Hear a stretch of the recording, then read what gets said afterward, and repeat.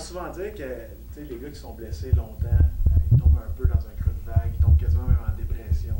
Est-ce que toi, pendant ta longue convalescence, tu as quand même descendu assez bas? C'est bol. Ça dépend.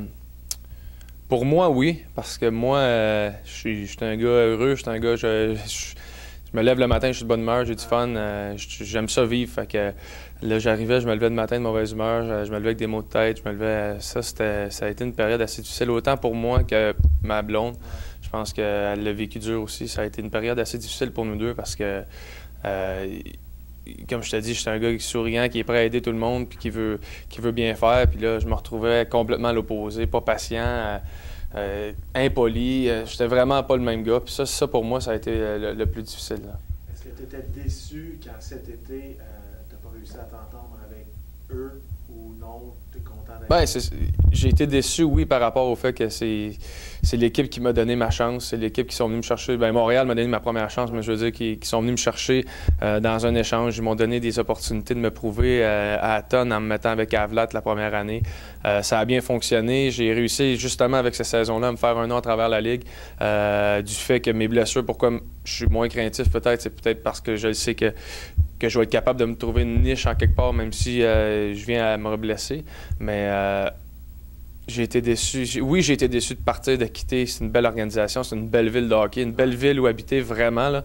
Mais c'est certain que mon gars, c'est ça que mon gars est rendu à 4 ans.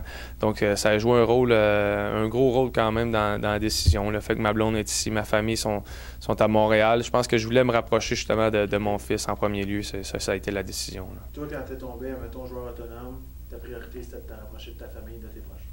Oui, c'est certain que ça a été la première décision, ça a été de dire ça. Je pense qu'Ottawa était vraiment mon choix numéro 1, au fait que c'est proche, mais en même temps, je peux vivre mes affaires, je peux vivre ce que j'ai à vivre, ma petite vie tranquille là-bas, jouer au hockey, m'amuser, avoir mes chums, ma famille, mon gars proche.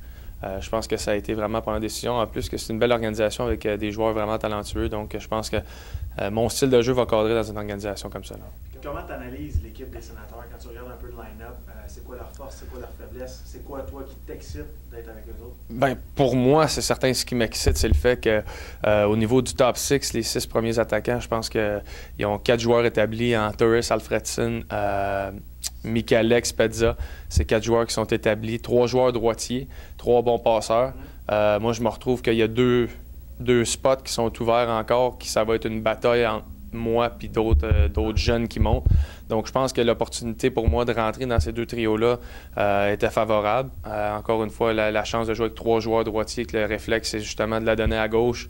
Ça a été un autre point. Puis aussi de me retrouver sur l'avantage numérique avec si je réussis à rentrer sur l'avantage numérique, sur le premier en avant du filet, c'est certain que pour moi, ça serait le best d'avoir un gars comme Carlson en défense avec Alfredson, Spezza, Michalek, tu me mets en avant, ou sur le deuxième avec un gars comme Gonchar qui est sur le one-timer avec Torres.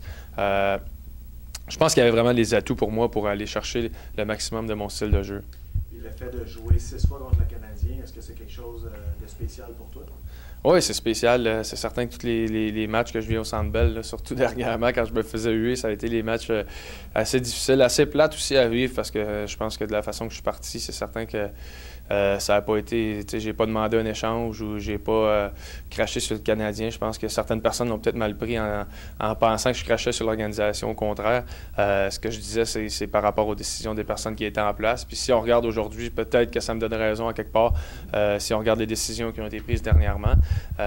Mais reste que j'aurai toujours du respect, j'aurai toujours un amour différent pour le Canadien, c'est certain. Fait que de venir jouer contre eux, ça va être plaisant, surtout que c'est un rival de division, là, ça va être le fun. Tu pars du 84 au 48, puis là, tu aboutis avec le 73, ça sort d'où, ça? Ouais, le 84, on m'avait donné ça aux Canadiens. Le 48, il m'avait dit, tu prends le 28 ou le 48. Okay. Pas d'autre choix, puis après ça, du 73. Mais il y avait tous les numéros disponibles que je voulais à Ottawa. Je suis pas superstitieux, mais je suis superstitieux sur des niaiseries. Fait que, c'est un nouveau départ, une nouvelle saison. J'ai porté ce numéro-là, Midget 3 avec les Riverains. C'est la seule année que j'ai gagné un championnat de saison complet, playoff, etc. On va l'essayer, on va voir. J'ai eu des belles années avec ces chandails-là. Fait que c'est certain que ça me rappelle des beaux souvenirs aussi de où tout a commencé. Là.